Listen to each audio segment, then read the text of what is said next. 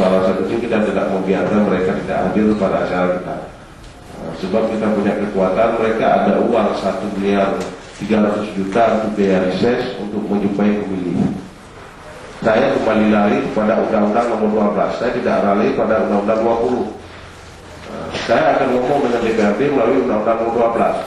Pemilih Anda ingin jumpa dengan Anda.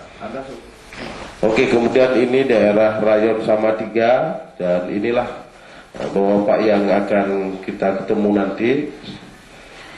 Ini Pak Risaluddin kemarin hadir ke dalam forum kita cuma 1 jam.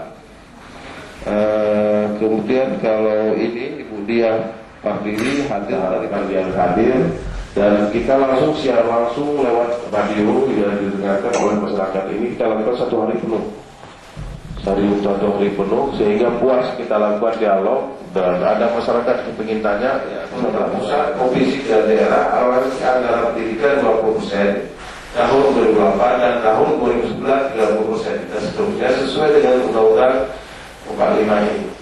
Jadi ini solusi yang kita berikan. ISF di samping menyediakan kertas seperti biasanya yang mendukung untuk kita hadirkan uang ini, kemudian ISF menyediakan juga kain ya seberapa cukupnya.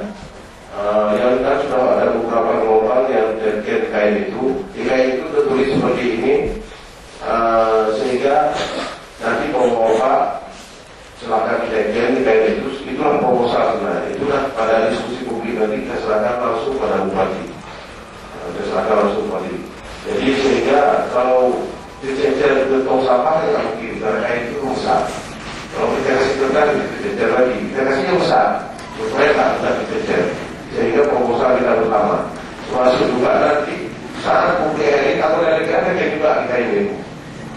Jadi mereka yang mengambil keputusan